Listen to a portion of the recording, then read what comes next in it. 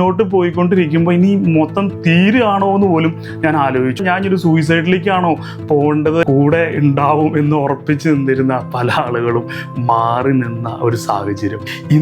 ഇന്നിങ്ങനെ ഞാൻ ഒരു പക്ഷെ ആവില്ലായിരുന്നു. അവരിലൂടെ ദൈവം ഒരു വലിയ അത്ഭുതമാണ് പ്രവർത്തിച്ചത്. ദൈവത്തിൻ്റെ അതിപരിശുദ്ധ നാമം എന്നും മഹത്വമെടുക്കുമാറാകട്ടെ. ലവിങ് ജീസസ് എന്ന ഈ ചാനലിലേക്ക് എല്ലാവർക്കും ഹാർദവമായ സ്വാഗതം. ഏകദേശം 2020-21 കാലഘട്ടത്തിലാണ് ഇങ്ങനൊരു പേജ് ഫേസ്ബുക്കിലാണ് ആദ്യമായിട്ട് സ്റ്റാർട്ട് ചെയ്തത്. ഇതിൻ്റെ ലക്ഷ്യം എന്ന് വെച്ച് കഴിഞ്ഞാൽ ദൈവത്തിൻ്റെ സാക്ഷ്യം, ഈശോ നമ്മുടെ ജീവിതത്തിൽ തന്നിരിക്കുന്ന എൻ്റെയും അതുപോലെ മറ്റുള്ള വ്യക്തികളുടെയൊക്കെ സാക്ഷ്യങ്ങൾ ഷെയർ ചെയ്യുക, അത് മറ്റുള്ളവരിലേക്ക് അറിയിക്കുക എന്ന ഒറ്റ ഉദ്ദേശം കൊണ്ടാണ് ഇങ്ങനൊരു പേജ് അന്ന് സ്റ്റാർട്ട് ചെയ്തത്. ഇന്ന് കാലഘട്ടം മാറി, ഇന്ന് പുതിയ സംവിധാനങ്ങൾ വന്നു, പുതിയ സോഷ്യൽ മീഡിയ മേഖലകൾ വന്നു. നമുക്ക് കൂടുതലായിട്ട് ഈശോയുടെ സുവിശേഷവും അതുപോലെ ഈശോ നടത്തിയ വലിയ വഴികൾ, അങ്ങനെ മറ്റുള്ളവർക്ക് അനുഭവം ഉണ്ടായിട്ടുള്ള സാക്ഷ്യങ്ങൾ, ഇതൊക്കെ ലോകത്തെ അറിയിക്കുക എന്ന ഒറ്റ ഉദ്ദേശം കൊണ്ടാണ് നമ്മൾ വീണ്ടും ഇത് കൂടുതൽ ആക്റ്റീവ് ആക്കാൻ വേണ്ടിയിട്ട് തുടങ്ങിയിരിക്കുന്നത്. ഇതിൻ്റെ അകത്ത് എൻ്റെ ജീവിത സാക്ഷ്യവും അതുപോലെ തന്നെ ഈശോ അനുഭവം കിട്ടിയിട്ടുള്ള മറ്റുള്ളവരുടെ സാക്ഷ്യങ്ങളൊക്കെ നമ്മൾ ഇതിൻ്റെ അകത്ത് ഷെയർ ചെയ്യാനാണ് ഉദ്ദേശിക്കുന്നത്. തുടക്കത്തിൽ എൻ്റെ ജീവിതത്തിൽ എൻ്റെ ഈശോ എനിക്ക് തന്ന അനുഭവങ്ങളും അനുഗ്രഹങ്ങളും ഒക്കെയാണ് ഞാൻ നിങ്ങളോട് പങ്കിടാൻ ആഗ്രഹിക്കുന്നത്. കുറച്ച് എപ്പിസോഡുകൾ മുന്നോട്ട് പോയി കഴിഞ്ഞാൽ എൻ്റെ തൊട്ടപ്പുറത്ത് ഒരു കസേര വരും. ആ കസേരയിൽ നിങ്ങളായിരിക്കും. കാരണം നിങ്ങളുടെ ദൈവാനുഭവം, നിങ്ങൾക്ക് ദൈവം തന്നിട്ടുള്ള വലിയ അനുഗ്രഹങ്ങൾ, വലിയ അനുഭവങ്ങൾ, സാക്ഷ്യങ്ങൾ, ഇതെല്ലാം ലോകത്തോട് വിളിച്ചു പറയാൻ വേണ്ടി നിങ്ങളുടെ അടുത്തേക്ക് ഞാൻ വരും. അതാണ് പ്രധാനമായിട്ടും ഈ ചാനൽ കൊണ്ട് ഉദ്ദേശിക്കുന്നത്. എൻ്റെ ജീവിതം ഏകദേശം 2010-11 കാലഘട്ടങ്ങളിലാണ് ഞാൻ എൻ്റെ ഈശോയെ തിരിച്ചറിഞ്ഞത്. പറഞ്ഞോട്ടെ, എല്ലാവർക്കും അവരുടെ ഈശോയെ തിരിച്ചറിയുന്ന സമയങ്ങളിൽ ഏതെങ്കിലും ഒരു പ്രതികൂലത്തിലോ ഒരു പ്രതിസന്ധിയിലോ ഒക്കെയുള്ള ഏതെങ്കിലും അവസ്ഥയിലായിരിക്കും നമ്മൾ ദൈവത്തെ കണ്ടെത്തുകയും ദൈവത്തിലേക്ക് പോവുകയൊക്കെ ചെയ്യുന്നത്. പക്ഷേ എൻ്റെ ജീവിതത്തിൽ നേരെ തിരിച്ചാണ്. ജീവിതത്തിൽ ഒരു പ്രത്യേക പ്രതിസന്ധിയോ പ്രതികൂലമോ ഉള്ള സമയത്തല്ല ഞാൻ ഈശോയെ തിരിച്ചറിഞ്ഞത്. ദൈവത്തിൻ്റെ തക്ക സമയത്ത് ദൈവത്തിൻ്റെ ഒരു പദ്ധതി പ്രകാരമാണ് എൻ്റെ ജീവിതം ഈശോയിലേക്ക് തിരിഞ്ഞു വന്നത്. അതിനെ പറ്റിയിട്ടുള്ള പല സാക്ഷ്യങ്ങളാണ് ആദ്യത്തെ കുറച്ച് എപ്പിസോഡുകൾ ഞാൻ പറയാൻ ആഗ്രഹിക്കുന്നത്. ഇപ്പോൾ ഞാൻ പറയാൻ പോകുന്ന ഒരു സാക്ഷ്യം എന്തെന്ന് വെച്ച് കഴിഞ്ഞാൽ ഏകദേശം പകുതിയോളാണ് എൻ്റെ ഈ ദൈവത്തോട് ചേർന്നുള്ള യാത്രയിൽ പകുതി എത്തിയിട്ടുള്ള ഒരു സുവിശേഷം മുതൽ അല്ലെങ്കിൽ അവിടെ നിന്നുള്ള ഒരു സാക്ഷിയാണ് ഞാൻ ആദ്യം നിങ്ങളോട് ഷെയർ ചെയ്യാൻ ആഗ്രഹിക്കുന്നത്. ഏകദേശം 2018-19 കാലഘട്ടം കർത്താവിൻ്റെ വലിയ കൃപയിൽ അത്യാവശ്യം നല്ല ബിസിനസ്സും കാര്യങ്ങളും ഇടപാടുകളൊക്കെ ആയിട്ട് സന്തോഷകരമായിട്ട് പോയിക്കൊണ്ടിരിക്കുന്ന ഒരു കാലഘട്ടത്തിൽ ഒരു ചെറിയ പ്രതിസന്ധി എൻ്റെ ജീവിതത്തിൽ വന്നു. ചെറുതല്ല, വലിയ പ്രതിസന്ധി. ആ പ്രതിസന്ധി എൻ്റെ ജീവിതത്തെ സംബന്ധിച്ചിടത്തോളം മുന്നോട്ട് നടക്കാൻ പോയിട്ട് ഉറങ്ങാൻ പോലും പറ്റാത്ത ഒരു സാഹചര്യത്തിലേക്ക് എൻ്റെ ജീവിതം വഴിമാറി. പ്രതിസന്ധി എന്നൊക്കെ വെച്ച് കഴിഞ്ഞാൽ സാമ്പത്തികമാണ് പ്രധാന പ്രതിസന്ധിയായിരുന്നു. മുന്നോട്ട് നടപ്പാൻ പറ്റാത്ത അവസ്ഥ, സാമ്പത്തികമായിട്ട് ഒരു ഇഞ്ച് പോലും മുന്നോട്ട് നീങ്ങാൻ പറ്റാത്ത അവസ്ഥ, ചിന്തിക്കാത്ത അത്ര വലിയൊരു എമൗണ്ടിൻ്റെ ഒരു ബാധ്യതയ്ക്ക് എൻ്റെ ജീവിതം കടന്നു കയറി. എൻ്റെ ബിസിനസ് മേഖലകൾ അത് വലിയ രീതിയിൽ എഫക്റ്റ് ചെയ്തു. ഓരോന്നായി നഷ്ടപ്പെടുന്നതായിട്ടുള്ള ഒരു സാഹചര്യം.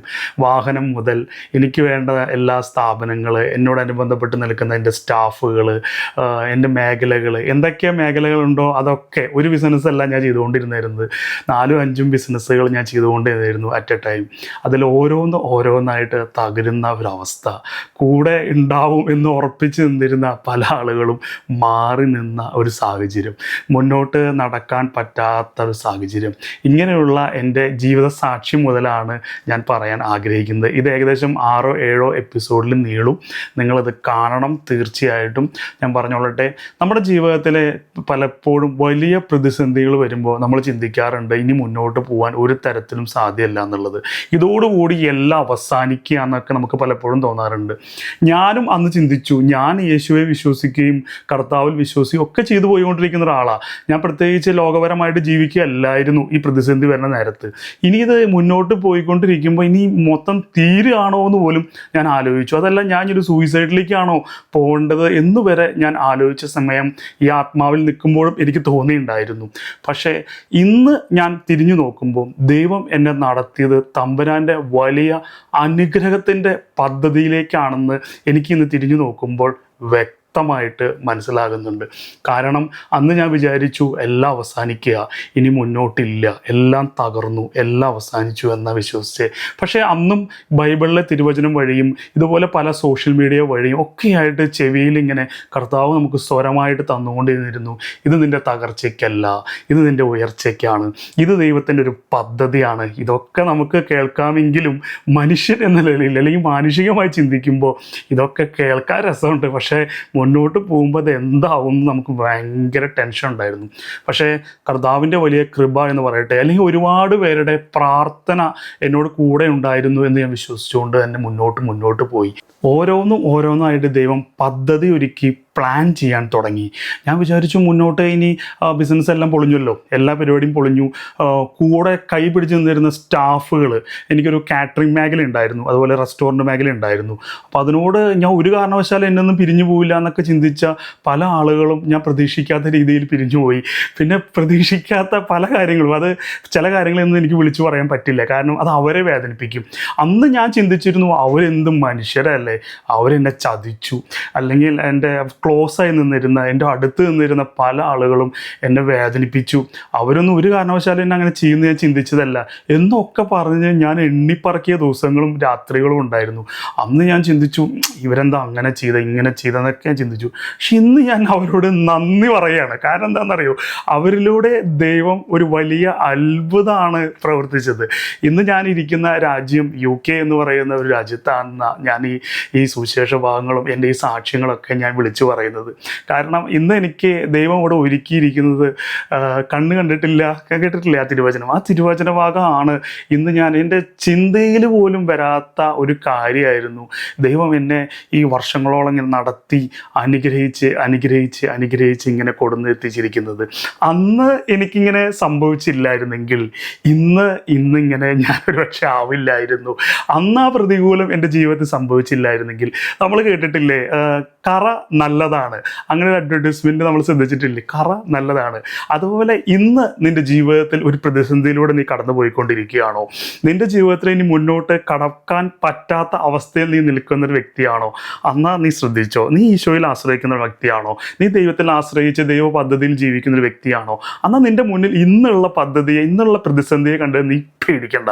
കാരണം ഇതൊരു നന്മയ്ക്കുള്ള യാത്രയിലാണുള്ളത്. ഇത് പോകുന്ന യാത്രയിൽ ചെറിയ പ്രതിസന്ധികളും ചെറിയ പ്രതികൂലങ്ങളും വലിയ പ്രതികൂലങ്ങളും ഒക്കെ ഉണ്ടാവും. പക്ഷെ നീ ടെൻഷൻ അടിക്കണ്ട, ഇത് നിൻ്റെ അനുഗ്രഹത്തിനാണ്. ഇത് നിന്നെ ദൈവം ഒരു പ്ലാൻ ഒരുക്കി യാത്ര ചെയ്തുകൊണ്ടിരിക്കുക. ഈ സമയങ്ങളിൽ നീ പിറുവിറുക്കാണ്ടിരുന്നാൽ ഏറ്റവും നല്ലത്. ഉറപ്പായിട്ടും പിറുവിറുക്കും.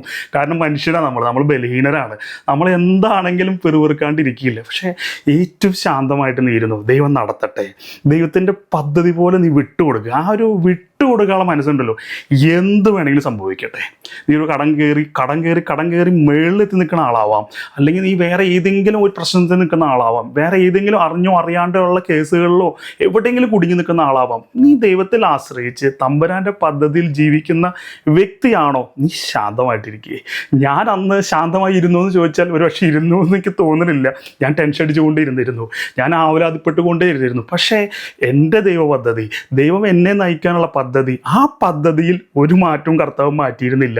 ദൈവം അത് വ്യക്തമായിട്ട് തന്നെ മുന്നോട്ട് ആ യാത്ര വളരെ മനോഹരമായിട്ട് കൊണ്ടുപോയി. ഇന്ന് കാണുന്ന ദൈവത്തിൻ്റെ വലിയ അത്ഭുതകരമായ കാഴ്ചകൾ ഞാൻ ഓരോ പ്രഭാതത്തിലും അനുഭവിച്ചു കൊണ്ടിരിക്കുകയാണ്. ഇന്ന് എനിക്ക് ഈ രാജ്യത്ത് സ്ഥാപനങ്ങളുണ്ട്, എനിക്കിന്ന് ബിസിനസ്സുകളുണ്ട്. ഞാൻ ഏത് മേഖലയിലാണോ തോറ്റേ ആ മേഖലയിൽ തന്നെ ദൈവം എന്നെ ഇവിടെ മാനിച്ച് ഉയർത്തി അനുഗ്രഹിച്ചു. നിങ്ങൾ വിചാരിച്ച പോലെ ലക്ഷങ്ങൾ ഒരാൾ ഒന്ന് രാത്രി കൊടുന്നു വന്നതൊന്നുമല്ല, അല്ലെങ്കിൽ കോടികൾ രൂപ ഞാൻ ഇൻവെസ്റ്റ് ചെയ്ത് തരാമെന്ന് വന്ന് കടന്നു വന്നതൊന്നുമല്ല. ചെറുതിൽ നിന്ന്, വളരെ ചെറിയ രീതിയിൽ നിന്ന് കർത്താവ് എന്നെ ഇവിടെ ഏറ്റവും താഴെ ജോലിയിൽ നിന്ന് തുടങ്ങി ഇന്ന് 5-8 സ്റ്റാഫുകൾ ഉൾപ്പെടുന്ന 2 സ്ഥാപനമാക്കി ദൈവം അതിനെ മാറ്റി തന്നു. ആ ദൈവം നിങ്ങളുടെയും ദൈവമാണ്. നിങ്ങൾ ഇന്ന് കാണുന്ന പ്രതിസന്ധി കണ്ട് നിങ്ങൾ ടെൻഷൻ അടിക്കേണ്ട. നിങ്ങളെ ദൈവം റൈറ്റ് ടൈമിൽ കറക്റ്റ് സമയത്ത് നിങ്ങളെ കൊടുന്ന് ലാൻഡ് ചെയ്തിരിക്കും, ഉറപ്പുള്ള കാര്യം. കാരണം തമ്പുരാൻ്റെ പദ്ധതിയിൽ ഉൾപ്പെട്ടവരാണ് നമ്മൾ.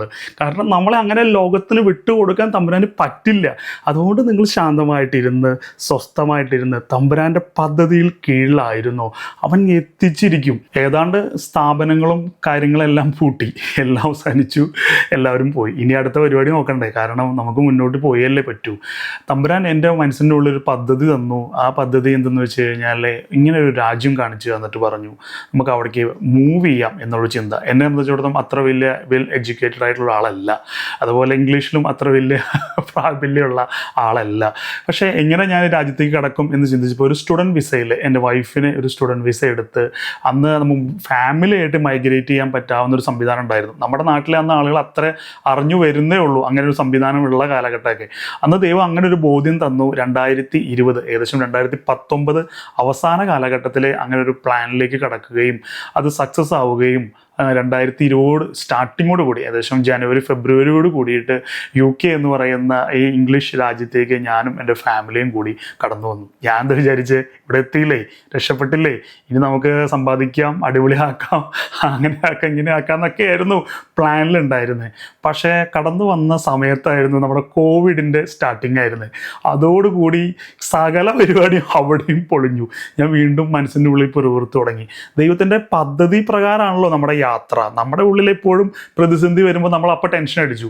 കോവിഡ് എന്ന് പറഞ്ഞ സംഭവം ലോകത്ത് ഇന്നേ വരെ കേൾക്കാത്ത ഒരു വലിയ പ്രതികൂലം. ലോകരാജ്യങ്ങൾ മുഴുവൻ അടച്ചു, രാജ്യങ്ങൾ മുഴുവൻ കൊട്ടി അടച്ച് ഒന്നും നടക്കാൻ പറ്റാത്തൊരു സാഹചര്യത്തിലേക്ക് എത്തി. ഞാൻ ദൈവമേ UK എത്തിയപ്പോഴെങ്കിലും രക്ഷപ്പെടുന്ന വിചാരിച്ച്. പക്ഷേ UK എത്തിയപ്പോൾ കോവിഡ് എന്ന് പറഞ്ഞ മഹാമാരിയോട് കൂടി അവിടെയും തകിട് മറിഞ്ഞു. അതുമാത്രമല്ല, വന്ന് ഒരു മാസം കഴിയണേക്ക് മുന്നേ തന്നെ കോവിഡിൻ്റെ പ്രതിസന്ധി കണ്ടപ്പോൾ പെട്ടെന്ന് തന്നെ നാട്ടിലേക്ക് തിരിച്ചു പോകേണ്ട ഒരു സാഹചര്യം ഉണ്ടായി. നാട്ടിലേക്ക് തിരിച്ചു പോയി. ഇപ്പം എന്തുണ്ടായി, ഇവിടെ എത്തിയ ഉടനെ തന്നെ ഒരു മാസം കഴിഞ്ഞുകൊണ്ട് UK നാട്ടിലേക്ക് തിരിച്ചു പോയി. അവിടെ ലോക്ക്ഡൗൺ, ആ കാലഘട്ടം അങ്ങനെ കടന്നുപോയി. 6 മാസത്തിന് ശേഷം വീണ്ടും UK തിരിച്ചു വന്ന് നമുക്ക് ആദ്യം കിട്ടിയ ജോലി എന്ന് പറഞ്ഞു കഴിഞ്ഞാൽ വെയർഹൗസാണ്. വെയർഹൗസുകളിലും അതുപോലെ മറ്റ് ചെറിയ റെസ്റ്റോറൻറ്റുകളിലും ഒക്കെ ആയിട്ട് അവിടുത്തെ ഏറ്റവും താഴെക്കടയുള്ള ജോലിയിൽ നിന്നാണ് ദൈവം വീണ്ടും നമ്മളിവിടെ തുടങ്ങുന്നത്. ഏറ്റവും താഴ്ന്ന അവസ്ഥയിൽ നിന്ന് ദൈവം എല്ലാം സ്റ്റെപ്പായി കൊടുന്നു. അത് കഴിഞ്ഞതിന് ശേഷം ഒരു ചെറിയൊരു സ്ഥാപനം തുടങ്ങാനായിട്ട് ദൈവം ബോധ്യം തന്നു. സ്ഥാപനം തുടങ്ങാനുള്ള ബോധ്യം തന്ന ഉടനെ ഞാൻ പറഞ്ഞു ഇല്ല, സ്ഥാപനം തുടങ്ങാൻ ഞാൻ ഇനി ഇല്ല. കാരണം എന്തെന്ന് വെച്ച് കഴിഞ്ഞാൽ മുന്നേ നടത്തിയ സ്ഥാപനങ്ങളിലൊക്കെ പരാജയം കണ്ടതുകൊണ്ടാവാം ഇങ്ങനെ ഒരു ഇംഗ്ലീഷ് രാജ്യത്ത് വന്ന് ഇവിടെ ഒരു റെസ്റ്റോറൻറ്റ് തുടങ്ങുക, അതിന് വേണ്ടതായിട്ടുള്ള ഇൻവെസ്റ്റ്മെൻറ്റ് കാണണം, ഇതൊന്നും എൻ്റെ കയ്യിലില്ല. പക്ഷേ ദൈവം തരുന്നൊരു ബോധ്യം മാത്രമേ എൻ്റെ ഉള്ളിലുള്ളൂ. പ്രാർത്ഥിക്കാനിരിക്കുമ്പോൾ ദൈവം തരുന്നൊരു ചിന്ത മാത്രമാണ് സ്ഥാപനം തുടങ്ങണം, മുന്നോട്ട് പോകണം. എന്നെ സംബന്ധിച്ചിടത്തോളം ഇല്ല, കാരണം എനിക്ക് പേടിയായിരുന്നു, ഭയമായിരുന്നു. പക്ഷേ നമ്മുടെ ഭയത്തിൻ്റെ മുകളിൽ ദൈവത്തിൻ്റെ പദ്ധതി വർക്ക് ചെയ്തുകൊണ്ടേ ഇരുന്നിരുന്നു. അതുകൊണ്ട് ദൈവം നമ്മളെ അവിടേക്ക് എത്തിച്ചേ പറ്റൂ. തമ്പുരാൻ്റെ പദ്ധതി പ്രകാരം മുന്നോട്ട് പോയി. അതിനുവേണ്ട സാമ്പത്തിക ശേഷി ഇല്ല. അപ്പോൾ ആ കടയുടെ ഓണർ പറഞ്ഞു, സാമ്പത്തികമായി നിൻ്റെ ഭാഗത്തൊന്നും തന്നില്ലെങ്കിലും കുഴപ്പമില്ല, ഇതാ ക്ലീൻ ചെയ്ത് നീ ഉപയോഗിച്ച് തുടങ്ങുമെന്ന് പറഞ്ഞു. അങ്ങനെ ഒരു വഴി ഒരുക്കി തന്നു. ദൈവം ആ സ്ഥാപനം നമ്മുടെ കയ്യിൽ തരുന്നു. നമ്മൾ ചെറിയ രീതിയിൽ ഞാനും എൻ്റെ ഭാര്യയും കുഞ്ഞും ഉൾപ്പെടുന്ന ആ കുഞ്ഞു കുടുംബം വഴി ആ സ്ഥാപനം വീണ്ടും സ്റ്റാർട്ട് ചെയ്യുന്നു. നാട്ടിലെ എൻ്റെ സ്ഥാപനത്തിൻ്റെ പേര് മന്ന എന്നായിരുന്നു. ഈശോ എന്നാണല്ലോ മന്നയുടെ അർത്ഥം. ആ മന്ന വീണ്ടും UK 2021-22 കാലഘട്ടത്തിൽ വീണ്ടും തുടങ്ങുകയും ദൈവം ആ ചെറിയൊരു സ്റ്റെപ്പിൽ നിന്ന് ഉയർത്തി അനുഗ്രഹിച്ച് ഇന്ന് കാണുന്ന ഒരു ദൈവം തന്ന ഒരു വലിയൊരു സ്ഥാപനമാക്കി അതിനെ മാറ്റി. ഞാൻ എൻ്റെ പുകഴ്ച പറയാനല്ല കേട്ടോ ഇത് പറയണേ, എൻ്റെ ഒരു വലിയൊരു എന്താ പറയുക വലിയ കഴിവ് ഒന്നും പറയാനല്ല. ഞാൻ തുടക്കത്തിലേ പറഞ്ഞല്ലോ, ഈ ഒരു ഇംഗ്ലീഷ് രാജ്യത്ത് ഒരു ഇംഗ്ലീഷ് പ്രാവീണ്യമൊന്നും ഇല്ലാത്ത വ്യക്തിയാണ് ഞാൻ. പക്ഷെ കർത്താവിനെ നിന്നെ മതിയെന്നേ, കഴുതയെ മാനിച്ച കർത്താവ് അല്ലേ, ആ കഴുതയെ ഉപയോഗിച്ച കർത്താവ് എന്നെ ഉപയോഗിച്ചു. കാരണം വലിയ കഴിവൊന്നും നിനക്ക് വേണ്ട. നീ പറയും എനിക്ക് അതിനുള്ള അറിവില്ലല്ലോ, എനിക്ക് അതിനുള്ള ബുദ്ധിയില്ലല്ലോ, ഒന്നും വേണ്ട. നീ കർത്താവിനോട് ചേർന്ന് നിന്നാൽ മതി. നിൻ്റെ ജീവിതത്തിൽ പ്രതിസന്ധികളെ മാറ്റാൻ അവൻ കഴിവുള്ളവനാണ്. നമ്മുടെ മുന്നോട്ടുള്ള യാത്രയിലെ പലപ്പോഴും ചിലപ്പോൾ കൂടുതലുള്ള ആളുകൾ നഷ്ടപ്പെടാം. നിങ്ങളത് കണ്ടിട്ട് ഭാരപ്പെടണ്ട, നിങ്ങളത് കണ്ടിട്ട് അത് വിഷമം വിചാരിക്കേണ്ട, അവരോടും വിഷമം വിചാരിക്കേണ്ട.